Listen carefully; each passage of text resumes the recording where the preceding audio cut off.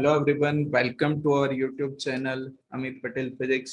तो जैसे आप सबको पता है कि अभी फिलहाल हम क्लास 10th के लेक्चर सीरीज पे काम कर रहे हैं। ठीक है, तो क्लास 10 का जो चैप्टर नंबर 10 था, लाइट रिफ्लेक्शन एंड रिफ्रैक्शन, वो कंप्लीट हो चुका है। आज से हम स्टार्ट करेंगे चैप्टर नंबर 11, जो भी फिजिक्स का पार्ट है, the human I and colourful world.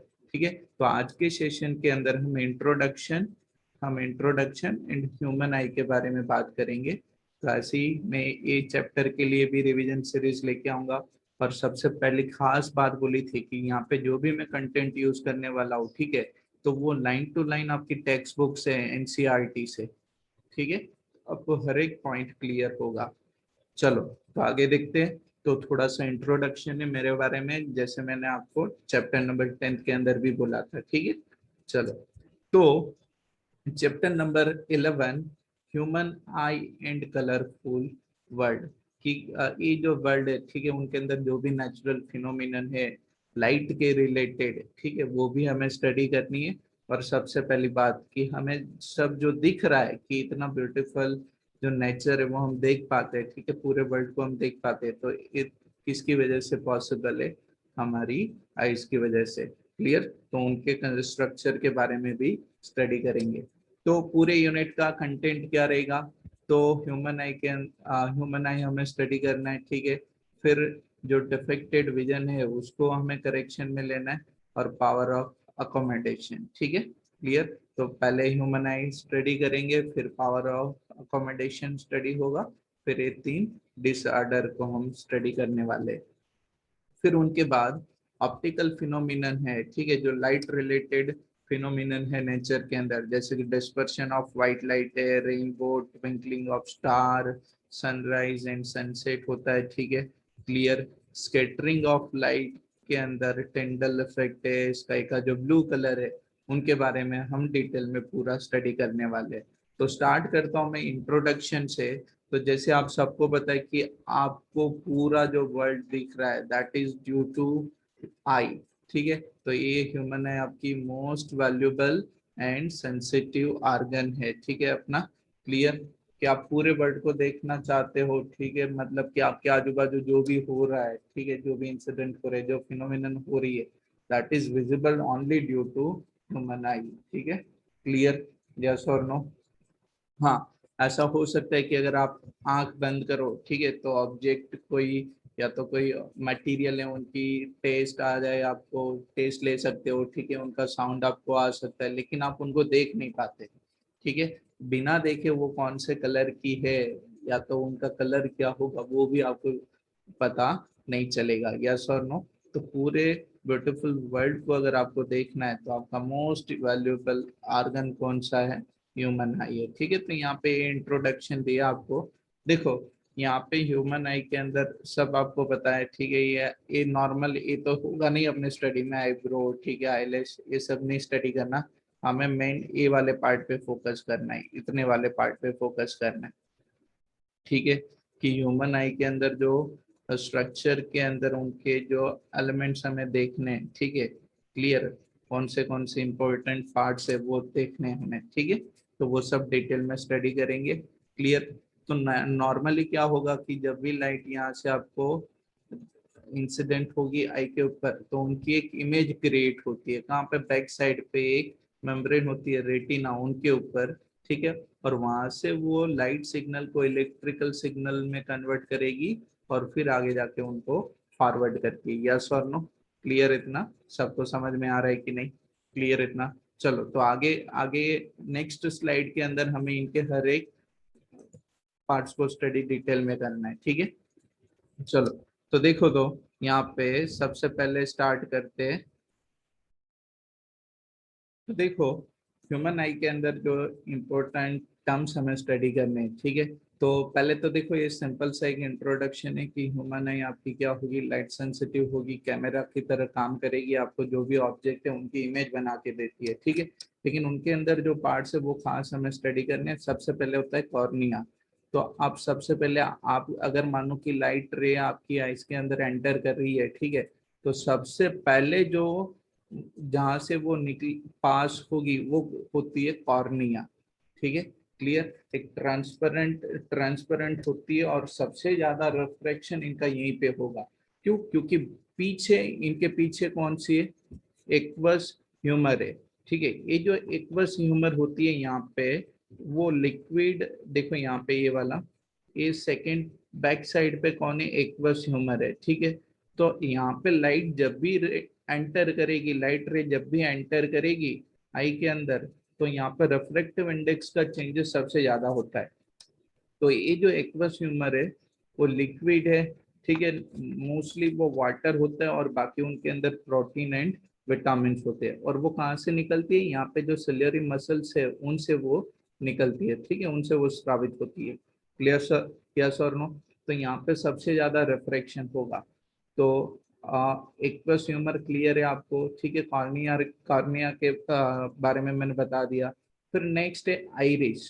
देखो ह्यूमन आई की ये जो साइड की, ये देखो बीच में प्यूपिल होता है, और ये जो बाकी का पोर्शन है ना, ये वाला पोर्शन, उसको हम क्या बोलेंगे? आइरिस। तो आइरिस मेनली क्या काम करती है कि जो भी लाइट आई के अंदर एंटर हो रही है, तो वो कितनी अमाउंट से एंटर होगी उनको कंट्रोल करने का काम करेगी। क्योंकि उनकी वजह से, आइरिस की वजह से, ये सेंटर में जो डार्क प्यूपिल दिख रहा है वो कंट्रोल होता है, ठीक है। तो आइरिस से, आइरिस किसको करेगी? प्यूपिल की साइज को कंट्रोल करेगी। यस और नो? यहाँ पे जो बीच में स्पेस दिख रही है ना, ये बीच में जो स्पेस दिख रही है ना, वो और कोई नहीं, प्यूपिल है। कि अगर ज्यादा साइज के आइरिस बना देंगे, प्यूपिल को कम कर देंगे, तो कम लाइट एंटर करेगी।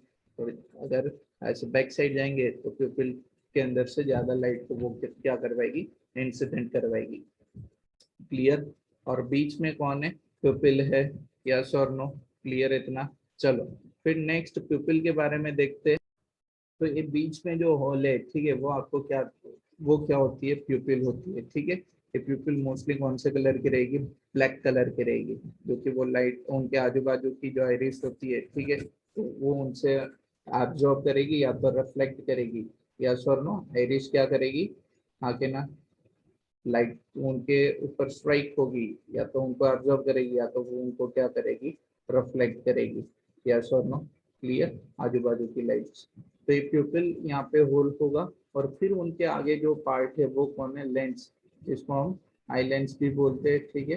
क्लियर? यस और नो? तो जब भी लाइट यहाँ से एंटर करेगी, तो ये लेंस के अंदर फिर से रिफ्रैक्शन होगा, और फिर वो रिफ्रैक्शन के बाद उनका एक इमेज क्रिएट होगा। वो कहाँ पे होगा? रेटिना के ऊपर कनेक्टेड होगा। हाँ, रेटिना के ऊपर बनेगा, ठीक है। और इनके बीच में जो मीडियम है वो कौन है?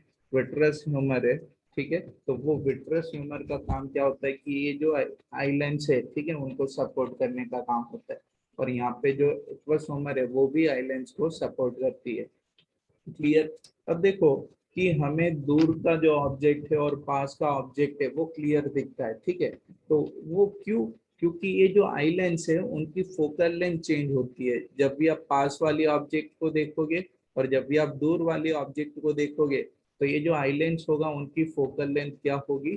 चेंज होगी। और वो फोकल लेंथ चेंज करने का काम कौन करेगा? यहाँ पे जो सिलियरी मसल्स होते हैं वो फोकल लेंथ को चेंज करने का काम करते हैं, ठीक है। तो एज पर दी रिक्वायरमेंट ये जो सिलियरी मसल्स है वो कॉन्ट्रैक्ट होंगे। क्लियर? और ये पूरा जो आइलैंड्स है उनको पतला या तो उनको ज्यादा करेंगे, ठीक है, थिन एंड थिक करते हैं, तो उनके अकॉर्डिंग इनकी फोकल लेंथ चेंज होगी। और फोकल लेंथ चेंज होने के बाद आपको ये रेटिना के ऊपर क्या मिलेगी? इनकी इन्वर्टेड इमेज मिलेगी।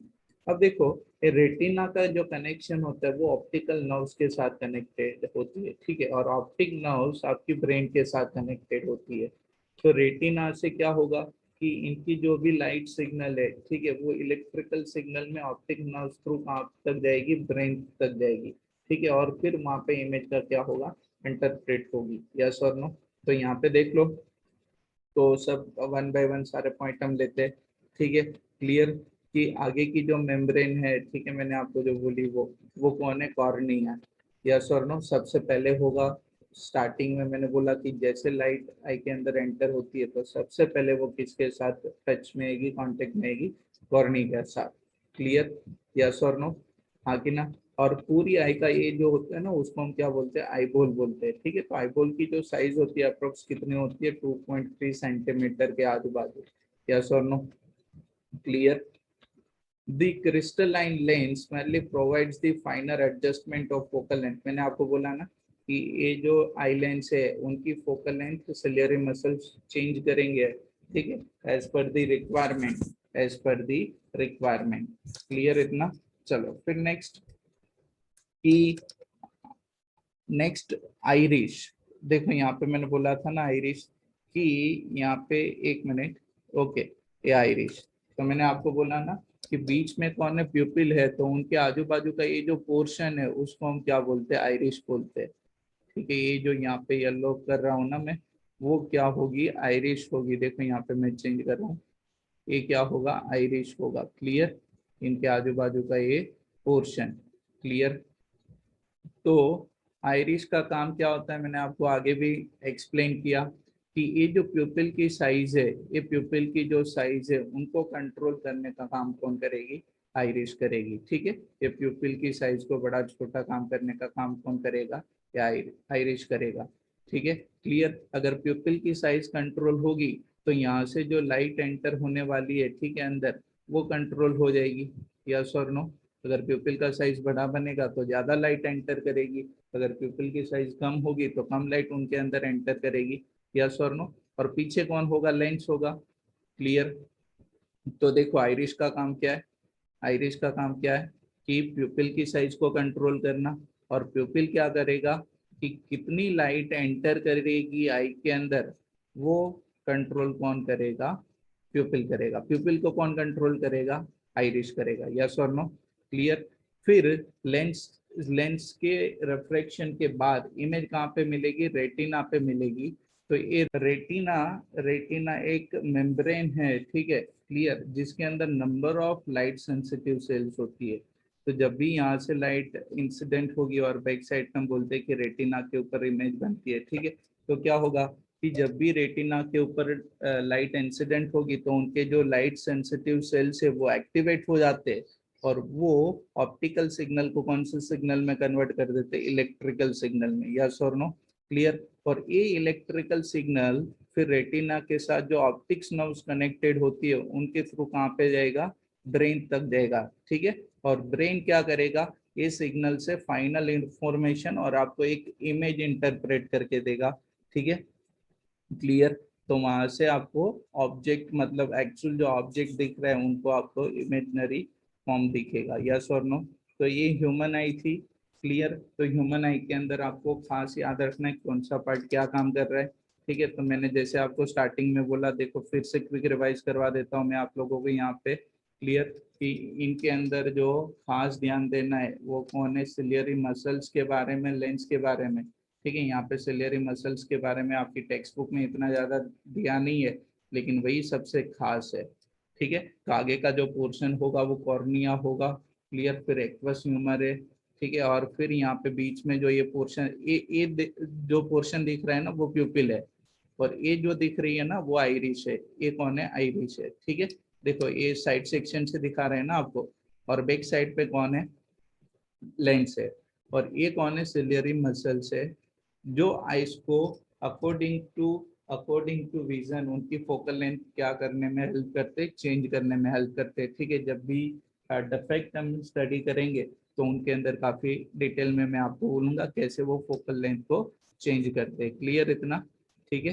क्लियर। सिलियरी मसल्स के बारे में यहाँ पे दिया नहीं है आपको, तो कोई नहीं, जैसे मैंने बताया उतना याद रखना है, ठीक है, कि वो लेंस की फोकल लेंथ एडजस्ट करने में हेल्प करते हैं, ठीक है। तो आगे के वीडियो में और हम डिटेल में स्टडी करेंगे आई की जो डिफेक्ट होगी उनके बारे में। क्लियर। चलो, तो आई होप कि आपको आई के बारे में समझ में आया होगा। क्लियर।